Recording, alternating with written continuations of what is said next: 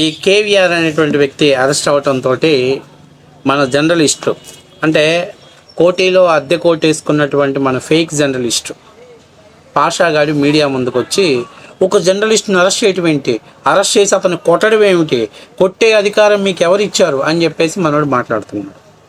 ముందు వాడిని కొట్టారా లేదా అనేది పక్కన పెట్టేస్తే అతను ప్రజల సమస్యల మీద పోరాడుతున్నాడు అని చెప్పాడు కదా.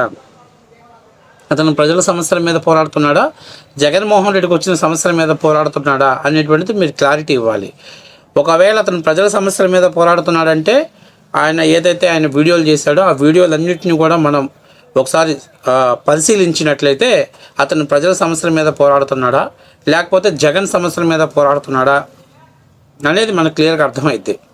ఒకసారి సరే ముందు వాడు ఆయన ఎవరి సమస్యల మీద అయినా పోరాడిని ఒకసారి మన పాషా గారి భయం ఏంటో, ఎందుకంటే నెక్స్ట్ తెలంగాణ నుంచి లిఫ్ట్ చేయబోయేది మనోడినే.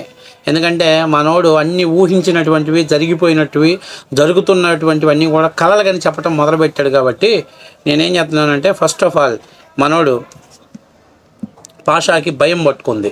ఎందుకంటే కేవీఆర్ని అరెస్ట్ చేస్తే కాస్త కూస్తో వెనక రెడ్డి అనే తోక ఉంది కాబట్టి జగన్మోహన్ రెడ్డి టీం ఇన్వాల్వ్ అయింది. నన్ను అరెస్ట్ చేస్తే ఎవరు ఇన్వాల్వ్ అవుతారు? 5 రూపాయలు డబ్బులు ఇస్తే నేను వీడియోలు చేశాను కాబట్టి నా పరిస్థితి ఏంటి అనేటువంటి భయం కలుగుతుంది. చాలామందికి చాలా ముఖ్యమైన విషయం ఏంటంటే చాలామంది ఏంటి మీరు కొంచెం వీడియో మధ్య గ్యాప్ వస్తుందని అడిగారు. ఎందుకో నాకు కొంచెం గొంతులో కొంచెం పర్సనల్ ప్రాబ్లం ఉంది. అందువల్ల మాట్లాడేటప్పుడు కుట్టక కొంచెం టైం పడుతుంది, అందువల్ల కొంచెం డిలే అవుతుంది. సో అంతకుమించి ఉద్దేశం ఏం లేదు.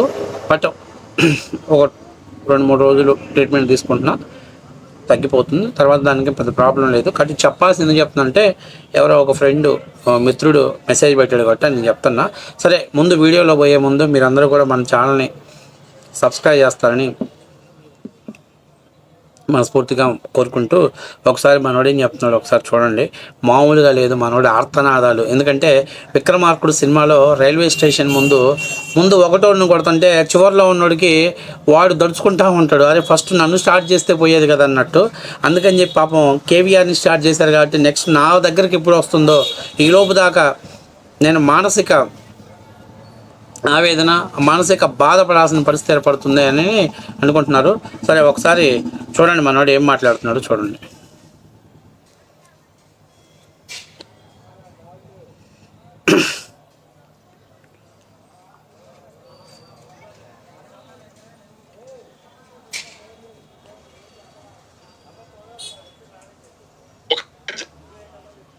ఒక జర్నలిస్ట్ని పోలీస్ స్టేషన్కి పిలిపించి మరీ కొట్టడం ఏంటో నాకైతే అర్థం కావట్లా. కేవీఆర్ కె వెంకట్రామిరెడ్డి గారు, ఈయన మీ అందరికీ చాలా బాగా సుపరిచితుడు. ప్రజల సమస్యల మీద ఒక జర్నలిస్ట్గా పోరాటం చేసేటటువంటి వ్యక్తి కేవీఆర్. ఈయనని కొన్ని రోజుల నుంచి టార్గెట్ చేశారు. ఈయనని మాత్రమే కాదు ఈయన కుటుంబాన్ని సైతం టార్గెట్ చేసి మరీ టార్చర్ చేస్తున్నారు. నిన్న పోలీస్ స్టేషన్కి పిలిచారు నోటీసులు ఇచ్చి. ఆయన పోలీస్ స్టేషన్కి వెళ్ళారు. నిన్నటి నుంచి ఇప్పటిదాకా ఆయనని అరెస్టు చూయించకుండా నిన్న రాత్రి కేవీఆర్ని పోలీస్ స్టేషన్లో కొట్టారు అని చెప్పేసి ఒక వార్త అన్నది వస్తుంది. ఇంతకన్నా ఘోరం మరొకటి ఉంటుందా? సోషల్ మీడియాలో ప్రజల కోసం పోరాటం చేయడం అన్నది తప్ప. దయచేసి నాకు పోలీసులు సమాధానం అన్నది చెప్పాలి. సోషల్ మీడియాలో ప్రజల కోసం పోరాటం చేయడం తప్పులేదు, కానీ మీరు జగన్ కోసం పోరాటం చేస్తున్నారు. జగన్ ముఖ్యమంత్రి కావాలని ఆరాటం చేస్తున్నారు, అది తప్పు అని నేను చెప్తున్నా. ఫస్ట్ ఆఫ్ ఆల్ మీరు సోషల్ మీడియాలో ప్రజల కోసం పోరాడండి, దాన్ని నేను తప్పు పట్టట్లా. ఇక చాలా ముఖ్యమైన విషయం, అసలు అరెస్ట్ చేశారు కొట్టారు అని నువ్వు చెప్పావు చూసా, ఇలాంటి ఫేక్ వీడియోస్ని పాపగండం చేస్తున్నారు కాబట్టి మీ మీద కేసులు ఫైల్ అవుతుంది. అర్థమైందా? మీ రాజకీయ లబ్ధి కోసం మీ యొక్క రాజకీయ భవిష్యత్తు కోసం మీరు జర్నలిస్టులుగా జగన్మోహన్ రెడ్డి దగ్గర నుంచి ఎక్కువ మొత్తాల్లో డబ్బులు తీసుకోవడం కోసం మీరు ఇలాంటి తప్పుడు వార్తల్ని పాపగండం చేస్తున్నారు కాబట్టి మీ మీద ఇలాంటి కేసులు నమోదవుతున్నాయి అనేది మీరు గుర్తుపెట్టుకోవాలి. ఇక నేను పాషా చెప్తున్నా, నాన్న నువ్వేమంత ఆవేశపడమాక, తొందరలో కాలం కలిసి వచ్చి దేవుడు చల్లగా చూస్తాడు. నన్ను కూడా తీసుకెళ్ళి లోపల పెట్టే పరిస్థితి టైం దగ్గరలోనే ఉంది. కాబట్టి నేను చెప్పేది ఏంటంటే కొంచెం టైం పడుతుంది. అప్పటిదాకా కొద్దిగా వెయిట్ చెయ్యి. నువ్వు ఎందుకు వెయిట్ చేయమంటున్నానంటే ఈలోపు మీరు చేయాల్సినటువంటి పాపాలు భగవంతుడు చెప్తాడు కదా, 100 తప్పులు చేస్తేగా 101 తప్పుకు నేను ప్రత్యక్షం అవుతాను అన్నట్టు మీకు కొంచెం టైం పట్టుద్ది. ఆ టైం స్టార్ట్ అయిన తర్వాత ఖచ్చితంగా నీకు కూడా ఏదో ఒక రోజు వైసీపీ వాళ్ళు నీ చేత తప్పుడు స్టేట్మెంట్లు పాస్ చేపిస్తారు. నువ్వు వాళ్ళు ఇచ్చే పేమెంట్లు కాసిపడి ఏదో ఒక రోజు తప్పుడు స్టేట్మెంట్ అనేది పాస్ చేయడం జరుగుతుంది. ఆ చేసిన రోజు విత్ ప్రూఫ్తో సహా పోలీసులు మీకు సరైనటువంటి ట్రీట్మెంట్ అంటే సన్మార్గంలో నడిచేటువంటి మార్గాన్ని వాళ్ళు తయారు చేస్తారు. ఇది చాలా ముఖ్యమైన విషయం చెబుతున్నా. ఈ కేవీఆర్ ప్రజల సమస్యల మీద పోరాడుతున్నానని అన్నాడు. కేవీఆర్ వీడియోలు ఒక్క వీడియో చూడండి. వాడు తెల్లారు లేచిన దగ్గర నుంచి జగన్మోహన్ రెడ్డి గారి కోసం, వైఎస్ఆర్సీపీ పార్టీ కోసం, వైసీపీ నాయకుల కోసం పనిచేస్తున్నాడు. వాడు ఒక తెలంగాణ జర్నలిస్టు. తెలంగాణలో అనేకమైన సమస్యలు ఉన్నాయి, అనేకమైనటువంటి ఇబ్బందులు ఉన్నాయి. అక్కడ ప్రజలు ఇబ్బందులు పడుతున్నారు. వాటి మీద మాత్రం ప్రస్తావించడు, వాటి మీద మాట్లాడడు. కేవలం ఆంధ్రప్రదేశ్ సమస్యల మీద మాట్లాడతాడు. ఎందుకంటే ఇక్కడ జగన్మోహన్ రెడ్డి దుడ్లు ఇస్తాడు కాబట్టి వాడు సోషల్ మీడియాలో వాడు ఇష్టాసారంగా తనకు నచ్చినటువంటి దాన్ని పాపగండం చేసి రాజకీయ లబ్ధి పొందాలన్నది మనోడి వ్యూహం.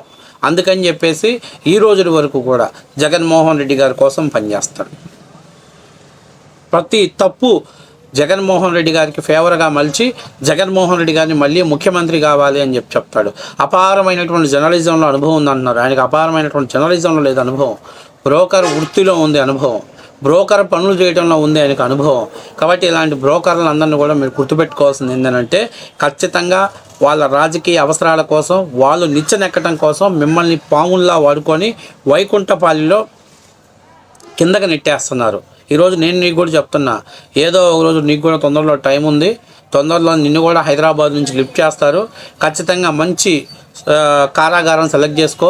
ఎందుకంటే ఈ మధ్య నువ్వు ఊహించి నిద్రపోతూ కలలగంటూ ఆ కళల్లో వచ్చినటువంటి వీడియోలు తీసుకొచ్చి సోషల్ మీడియాలో అదే న్యూస్ ఛానల్లో చెప్పి పబ్లిసిటీ చేసి పాపగండం చేయాలని ప్రయత్నాలు చేస్తున్నావు. కానీ ఖచ్చితంగా నెక్స్ట్ నీకే. కాకపోతే ఇప్పుడు నీకున్న భయం ఏంటంటే నా రో ఎప్పుడు వచ్చిద్దా, నన్ను ఎప్పుడు లిఫ్ట్ చేస్తారనే భయం. ఆ భయంతో కొన్ని రోజులు నిన్ను అలా స్టే అవ్వటం కోసం ఉపయోగపడింది. ఖచ్చితంగా నీకు ఒక టైం వచ్చింది. ఎందుకంటే తెల్లారు లేచిన దగ్గర నుంచి మీరు చేసేవన్నీ కూడా ఈ లంగా పనులే, లంగా వార్తలేదు. అప్పటి నుంచి ఎక్కడన్నా పనికొచ్చే పనులు. అసలు మీరు ప్రజల సమస్యల మీద మాట్లాడుతున్నారు. ఒక్కసారి మీ యూట్యూబ్ ఛానల్ ఓపెన్ చేసి చూడండి. జగన్ గారు వీరుడు సూర్యుడు, జగన్ గారు మొగోడు. చంద్రబాబు నాయుడు ఫెయిల్ అయిపోయాడు, పవన్ కళ్యాణ్ మాట తప్పాడు, లోకేష్ దుబారా ఖర్చు చేశాడు. నాకు అర్థం కావట్లా. మీరు ప్రజల కోసం పోరాడతానన్నప్పుడు 2014 నుంచి 19 దాకా రాష్ట్రంలో ఏం జరిగింది, 19 నుంచి 24 దాకా ఏం జరిగింది, 24 నుంచి ప్రస్తుతం ఏం జరుగుతుంది, గత ప్రభుత్వంలో రాష్ట్ర అభివృద్ధి ఏ విధంగా ఉంది, ఇప్పుడు ఏ విధంగా ఉన్నటువంటి కంపారిజన్ చేసి ఎప్పుడైనా మాట్లాడారా? ఎప్పుడు మాట్లాడాల. తెలుగుదేశం పార్టీ వాళ్ళు, కూటమి నాయకులు కష్టపడి గూగుల్ డేటా సెంటర్ తెస్తే అదొక గూడెం లాంటిదని నీలాంటి వాడు మాట్లాడతాడు. అరే పట్టదారు పాస్ పుస్తకాల మీద జగన్మోహన్ రెడ్డి బొమ్మేశారు ఏంద్రా ఆయన కొత్త ఐడియాలజీని లాంచ్ చేశాడు కాబట్టి అది చిరస్థాయిలో గుర్తుండడం కోసం అని చెప్పి జగన్మోహన్ రెడ్డి బొమ్మేశారని అంటారు. దానికి మళ్ళీ ఉదాహరణ ఇస్తాడు. 20 రూపాయల నోటు మీద బొమ్మ ఉంటే, గాంధీ గారు బొమ్మ ఉంటే అది నాదవుద్దా గాంధీ గారిదా ఇద్దా అని చెప్పి. అంటే గాంధీ గారు జగన్మోహన్ రెడ్డి ఒకటే అని చెప్తారు. అంటే మీరు పేమెంట్లు ఇస్తే ఏదైనా చేస్తారు, ఎంత తప్పుడు ప్రచారం అయినా చేస్తారు, ఎంతకైనా దిగజారిపోతారు అనేదానికి నిదర్శనం. కాబట్టి మిమ్మల్ని అందరినీ సెటరైట్ చేసి సరైన మార్గంలో పెట్టాలంటే ఖచ్చితంగా తొందరలో నీకు కూడా అవకాశం వస్తుంది. ఖచ్చితంగా నువ్వు కూడా అవకాశాన్ని సద్వినియోగం చేసుకోవాలి. ఇంకొక మాట, కూటమిలో అంత బరితెగించి చేసేవాళ్ళు ఎవరు లేరు కాబట్టి మీరు శుతిమించి మాట్లాడుతున్నారు. మీరు అనుకున్నట్టు అక్కడ ఏం జరగలేదు.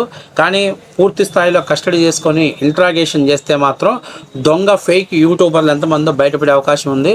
దానికే వైసీపీ వాళ్ళు ఎక్కడికక్కడికి అలర్ట్ అయిపోయి అతన్ని బయటికి తీసుకురావడం కోసం అని చెప్పేసి వాళ్ళు పెద్ద ఎత్తున పబ్లిసిటీ చేశారు. కానీ అక్కడ అంత సీన్ లేదు, అక్కడ ఏం జరగలేదు. మనోడి మీద దాడి జరిగిన మాట అవాస్తవమైన విషయం.